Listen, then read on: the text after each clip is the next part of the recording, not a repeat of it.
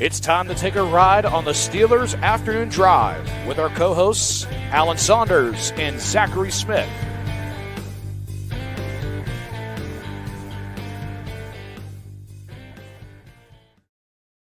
You can get in the van. We're going for another Steelers Afternoon Drive. I'm Zachary Smith. That is Allen Saunders on his afternoon drive. Allen, how are we doing? Smitty, I'm doing good. How are you doing? Because you were not well yesterday. Yeah, I'm here. Basically, I was the video yesterday of, I don't know if you'll know the name Mark Phelps, but I described the video.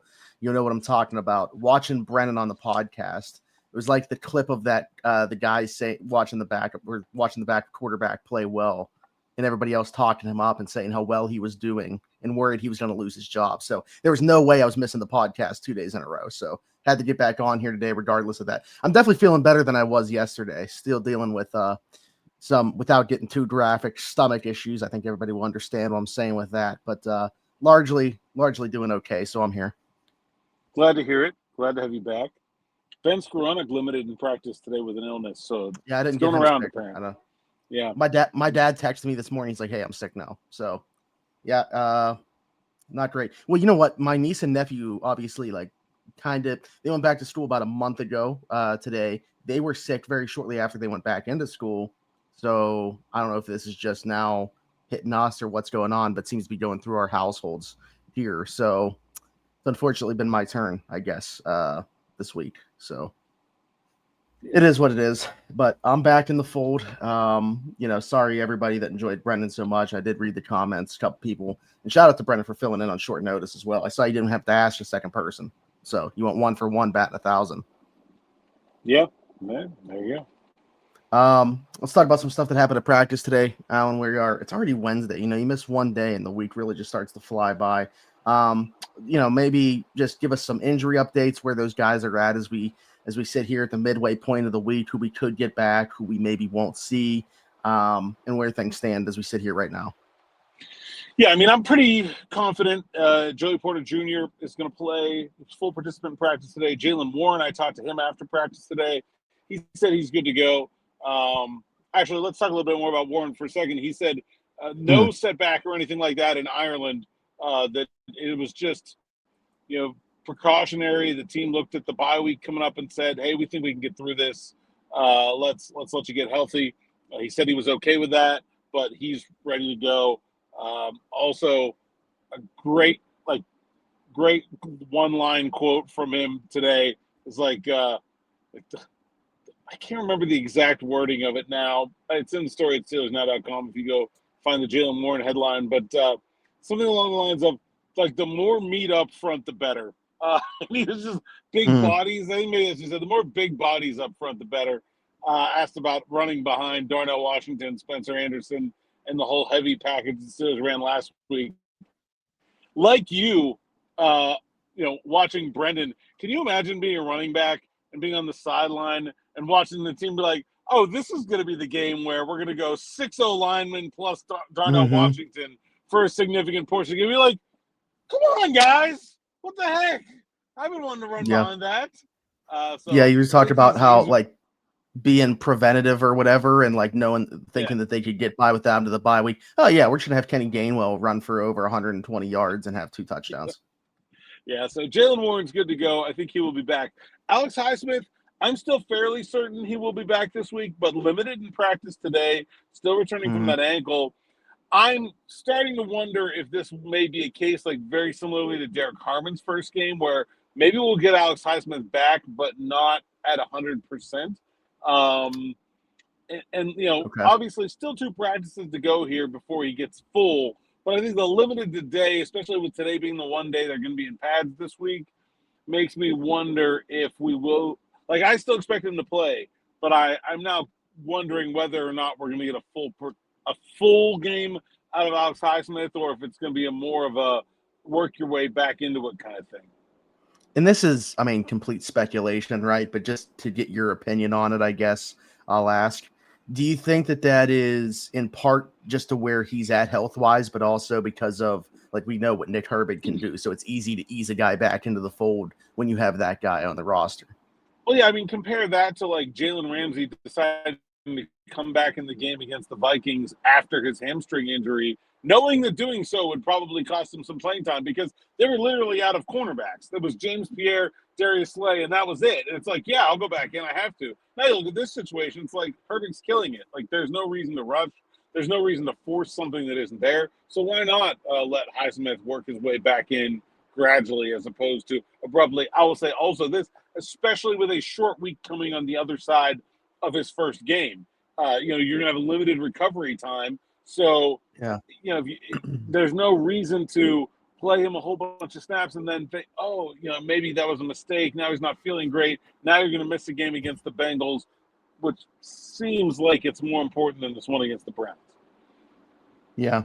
Actually, we got a question about that we can talk about in a little bit, but somebody you mentioned there. Two more. We had two, just real quick, two more injuries to cover before we get into the Browns. Jalen Ramsey, I don't think he's going to play this week, but man, he was at practice today, did all the stretching with the team before going off to the side, listed as DNP, but he didn't look that bad. I mean, again, I think I'm skeptical that they're going to play him this week, but I think he's bringing into the conversation, could he play next week, which I was not expecting. I was expecting anybody that misses this week, next week, but let's say he's DNP today, but maybe gets a limited or two in by the end of the week and then can practice next Tuesday. I think maybe he could play against the Bengals.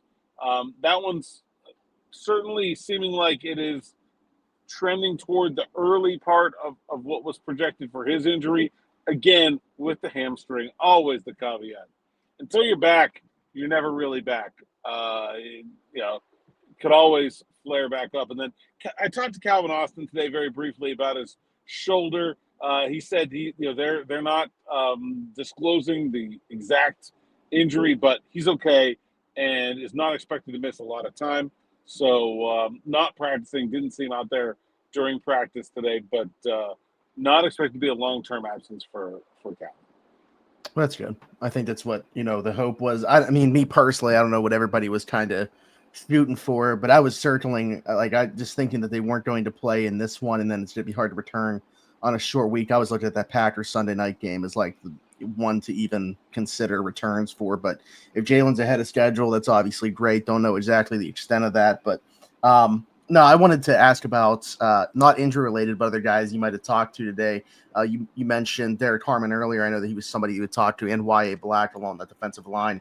Two rookies that I'd say, well, one in the case of Harmon, we felt like was going to be a good player, but the way he's contributed and the way that the defense has played since getting him back into the fold has been night and day. And then Yahya Black, obviously, giving great return on investment for what you thought a fifth-round rookie would provide.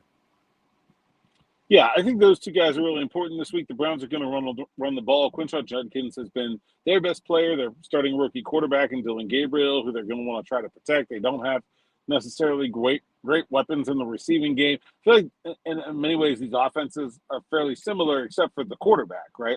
You have one team with one good wide receiver, a couple decent tight ends, and a solid running game where the offensive line is very questionable at tackle and pretty solid in the middle, and a rookie quarterback, and then the other one with basically the same recipe and a 41-year-old quarterback. I think the key for the Browns offense, to stopping the Browns offense, to stopping Quinshon Judkins, both those guys with some experience against him in college, and so I just kind of talked to them about him. So that they're expecting it to be a physical challenge. He's the kind of runner that makes it hard to bring down. They're looking forward to that. And both guys, I think very much looking forward to some AFC North football in general. I'm not sure the Browns rivalry is what it was. I talked about this on Morning Rush on Monday. I don't know that anybody's in there in the locker room, schooling guys up on the lore of the Steelers-Browns rivalry. But I do think that Mike Tomlin makes playing within the division a big deal. And winning your division game is a big deal. He's had a lot of success against the AFC North. And I think these guys are ready for finding out what AFC North football is all about. And I don't think it takes that long to get into it. It's not, it's there's nothing really comparable to divisional play in college when you see these guys twice a year and And especially, Mike Tomlin mentioned this briefly on Tuesday. Not sure it really registered with me. No head coaching changes in this division since 2019. Like, there is a ton of familiarity that breeds, I think, close football games. It breeds some contempt, I think. Like, I think these guys are – I don't think there's a lot of hatred between, like, Steelers. I don't think Steelers fans feel the same way about the Browns anymore. But I think the players have developed their own feelings about just divisional football in general. Well, I'm glad Tomlin mentioned that about the head coaches before this game. We'll see if the Browns follow suit with their history of firing a coach after losing to Pittsburgh in Pittsburgh when we know that coach is on the hot seat. I don't know. I mean, that's such a tough thing, right? Like, if you were from, say this was Browns afternoon drive, and we were talking about the job security of Kevin Stefanski, what would you kind of be saying about that body of work right now? I don't think you can blame Kevin Stefanski for really anything that's gone wrong with the Browns. I don't think it was his idea to trade for Deshaun Watson. I don't get the sense that his idea was to be starting Dylan Gabriel right now. And they're going to draft a quarterback in the first round, or at least they should be drafting a quarterback in the first round, no matter what these guys do this year. And I like the idea of Kevin Stefanski being a guy to develop that player. And he's hired a really good defensive coordinator in Jim Schwartz. If they can keep him around, I think that can be a success. I don't really see any reason why the Browns should want to be rid of Kevin Stefanski other than being a scapegoat for the owner's bad choices. I agree, and I think that is acknowledged by that owner, and that is why he is still the head coach. Like, I think that everybody kind of knows inside there that this isn't Stefanski's doing. And I'd say the same thing about Andrew Berry as well. And in regards to him, at least, I mean, I know it's early returns on this draft class for them look very good. I mean, Quinshon Judkins obviously a big part of that with what he's done on the field, but Schlesinger is one of the best off-ball linebackers, it looks like already. Mason Graham's been a very good player. TBD about Dylan Gabriel, we'll see. But yeah, I really like what this draft class has looked like for them as well. Yeah, I don't love the strategy at quarterback. Yeah. But, and I honestly am not a huge fan of Mason Graham. We'll see how it goes. I think Andrew Berry in general has drafted fine and is not the problem. I love Harold Fannin, too, another player from this draft class. And Dylan Sampson, the second running back out of Tennessee, I think is really good, too. Good receiving back at the very least, yeah. Yeah. And they ended up getting Isaiah Bond, which, I mean, if you want to be critical of, I think that's fair, but he's a good player, and they got him for nothing. So, yeah, I don't think any of the problems with Cleveland can be attributed to Andrew Berry or Kevin Stefanski, really. Okay. Yeah, I wouldn't be looking to get rid of either of those guys, personally. I'll use that question to parlay and talk about the other team in Ohio. They just traded their quarterback that started the season for them, Joe Flacco, to the Cincinnati Bengals. And we got a question here from Carl, who said, how does Joe Flacco being the starter in Cincinnati change the plan of attack, if at all?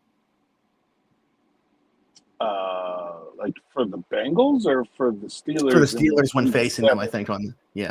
Oh, I mean, I don't think there's a big difference between Joe Flacco and Jake Browning, to be honest.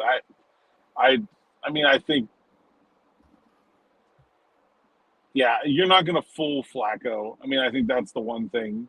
It's like, probably still feel like you can bamboozle Browning with some coverage disguises a little bit.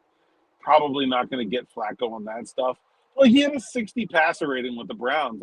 I think you just let him throw the ball and hope you end up with it more than they do. Like, I don't really think he should scare anybody at this point. They have no running game. They have no offensive line.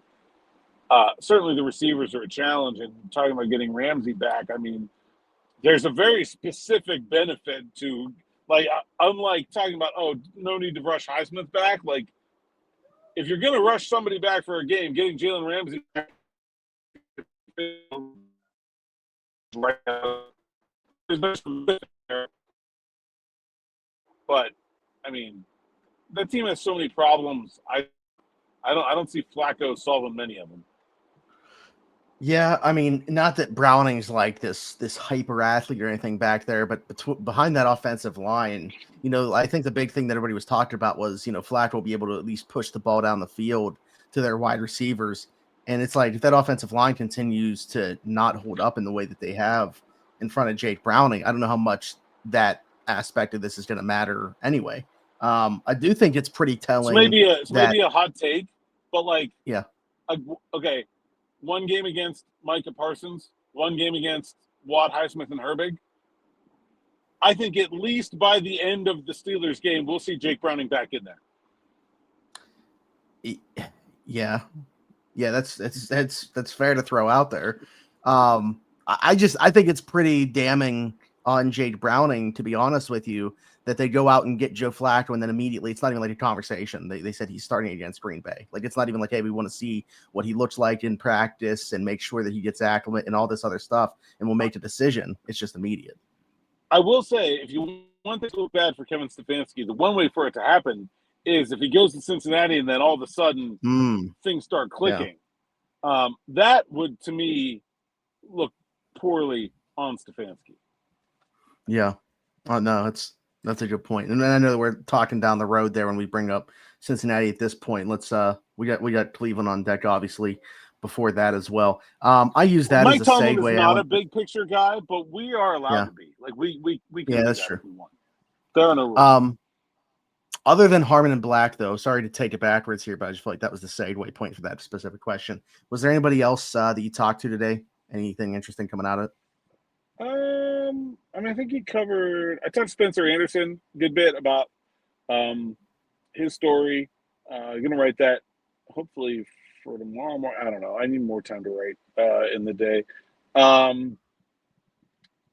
think Spencer Anderson's a good story. Like he's a 7th round pick, didn't have a position, really found one at guard. I thought he played really well in that playoff loss to the Ravens last year. Came in and had a really good training camp, filling in for Isaac Seumalo. And I don't really think it's an accident that, look, every team has a 6th offensive lineman. I don't think you play your 6th offensive lineman as much as the Steelers have been if you don't really like them. It's one thing to sit there and say, oh, maybe that would be helpful for this team to play another offensive lineman right now. I mean, Jesse Davis was their 6th offensive lineman one year. I don't think he played 20 snaps all season. Yeah. What you're not doing what the Steelers are doing right now unless you think Spencer Anderson is pretty darn good. And I really think they have a player there that will, in some future, become more useful than just reporting as eligible. And I'm genuinely asking just because I'm not sure, and I don't know that you can 100% answer this either, but if there's somebody that can, it would be you. How often is the 6th offensive lineman somebody that's not like a natural tackle?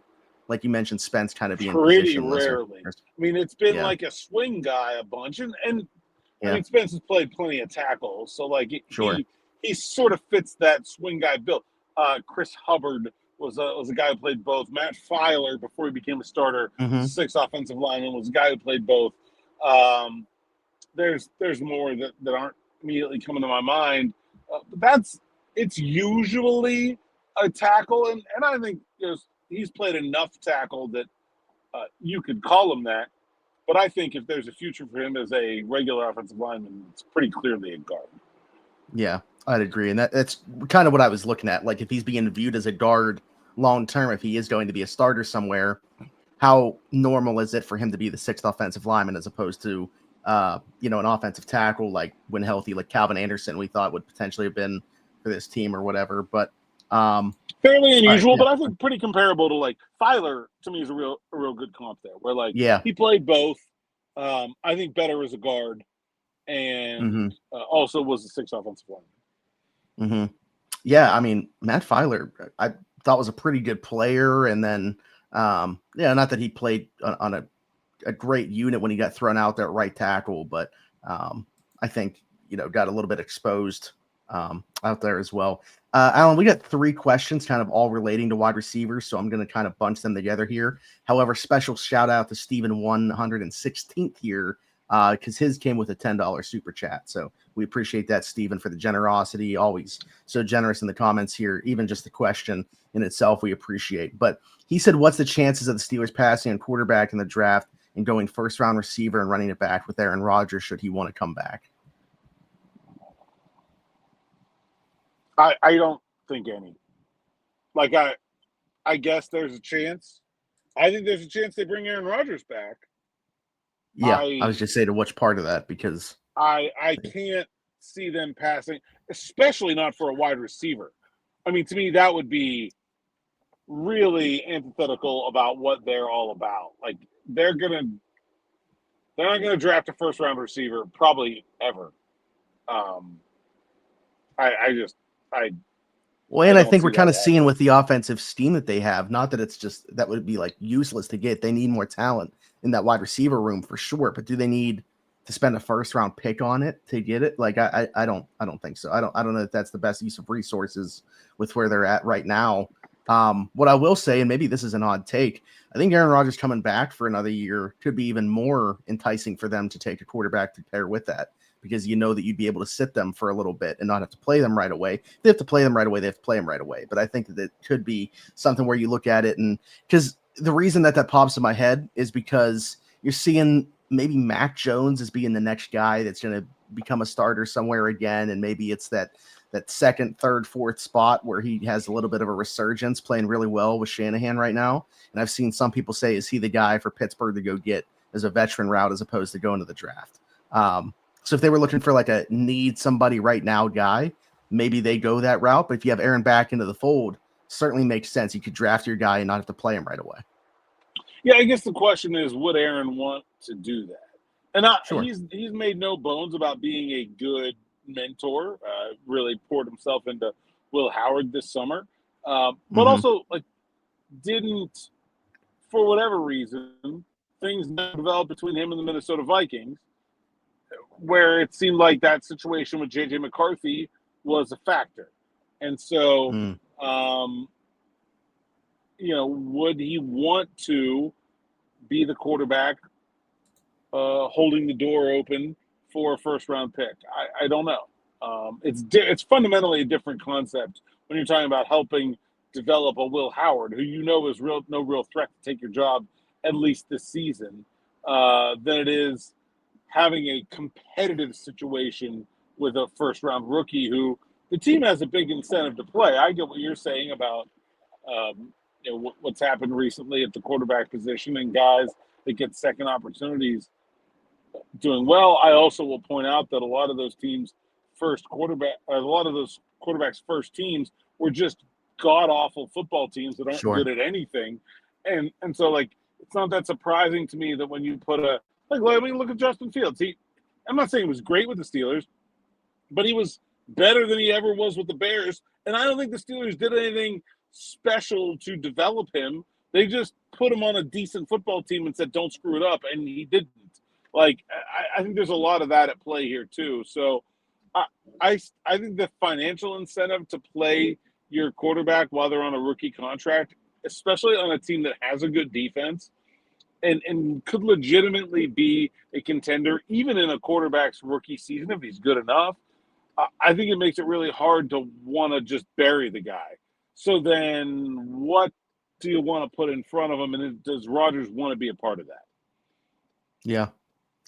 Good point about Justin Fields. I know time with the Jets here still early, but including that time, still his best ball to date has come with the Pittsburgh Steelers. The one thing that we mentioned that they did do with him, I thought the footwork was something that they cleaned up a little bit with him. And I haven't watched enough of Jets tape other than just live viewing to say whether that's carried over. He's not thrown any interceptions, but the fumbles have kind of returned in his time with the Jets as well. And obviously, the hits that he's taken, and offensive line play to play into that. But the other two things that were brought up here, wide receiver wise, from Desert Cactus and Hunter. We'll throw them together.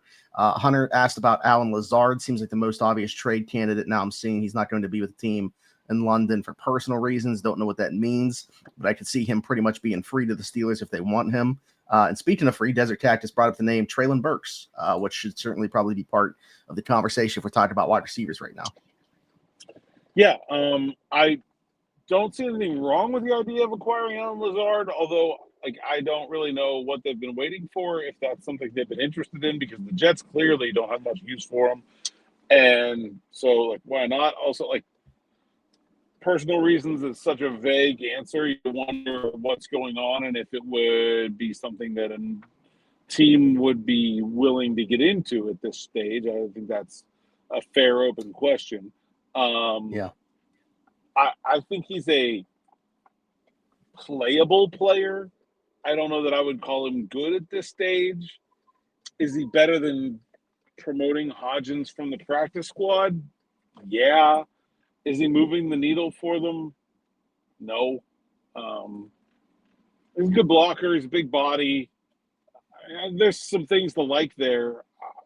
Obviously, the familiarity with Aaron Rodgers, and Steelers are running a good bit of sort of what I would call Rodgers-y concepts that I think there would be some familiarity benefit to him picking up the offense just from having played with Rodgers before. But then, to me, Treylon Burks is much more interesting. He's a big guy, 6'2", ran a 4.5 40 coming out. He didn't do well in Tennessee, but the one thing he did, 14.2 ADOT. He's a guy that can stretch the field. When you look at what this offense is not doing right now, it's stretch the field.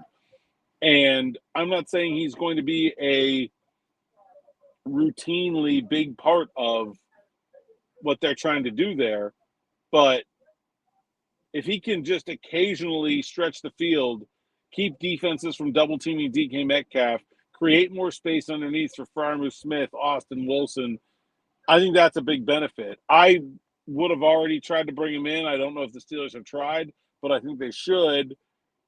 I will say, he'll probably have some options. So I don't know if there will be somewhere he'll rather go. But I think that's a pretty good fit for the Steelers. And I would make that phone call, yes. Yeah, I'm much more interested in that flyer.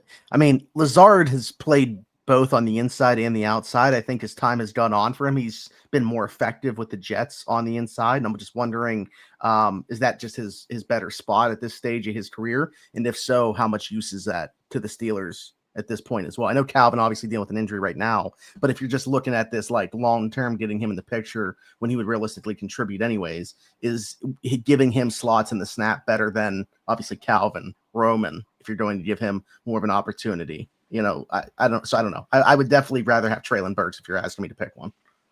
100%. Yeah, I think at the point of playing Allen Lazard outside, I would rather just hope that Roman Wilson figures it out. Yeah, absolutely. Also, I'm looking at this one from Lathan. I don't know if you got an answer on this, but it's pretty funny. So and he was probably seriously asking. But he was asking about the smelling salts, but with Broderick. I think everybody saw the clip of Aaron having them, but he said, "Can you tell me if Broderick is smelling salts before every big play, or is this just new to keep him engaged?" I did not get to ask Broderick about that today, but I will. I promise. Okay, that's disappointing. I was hoping for an answer there. Jeff said, if you have multiple first-round picks, can all of them be locked in for a fifth year or just the top? Oh, every first-round pick gets the fifth-year option. That was even if you trade for a player that you still was get taken, it. Yeah. Like the Minkah Fitzpatrick one, obviously wasn't drafted by the Steelers, but they picked up his fifth-year option from the 2018 class. I can't remember if it was before his trade or after his trade, but someone this year had to decline Kenny Pickett's option. I think it was the Eagles that did it before they traded him to the Browns. Maybe I can't remember, or maybe it was the Browns. I think it was the Eagles. They all got together on the phone. They were like, "We're declining this, right?" Yep. Okay. All right. Tidy piece of business here on the afternoon drive, Alan. Good stuff as always. Tell people they can find you. Saunders _PGH on X, Instagram, TikTok, and Blue Sky. PGH Steelers Now sites account, SteelersNow.com. Go there and read the word so I can get paid. Sign up for SM Plus. You get all the best from me, DB, Brennan Howell, Chris Ward, the rest of the Steelers Now team. And ad-free, man. I was logged out of the site today, and I was like, how does anybody read this with all the ads? Like, just sign up for SM Plus. If you click on it like 3 times a month, it's worth it because some ads are yikes. And then anyone could like, subscribe, hit that bell for notifications here on the YouTube channel. Keep growing that number. Where are we at? Which is at 16,800 and I mean, we've landed on probably every number, but this one sticks out because I think I used Joe Hayden last time. It's 23. It's a DB number for sure. Mike Mitchell, Tyrone Carter. Jason Simmons? Oh. 23? I'm not sure. Or was he 28? Might have been 28.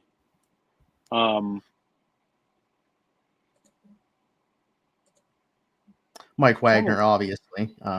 Yeah. Oh, what a name. In the 60s, Cannonball Butler.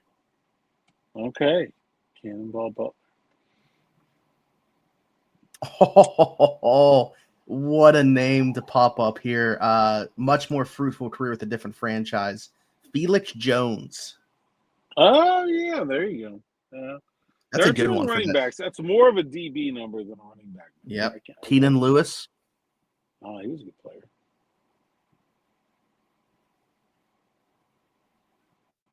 Yeah, that's all the fun ones, I think. I think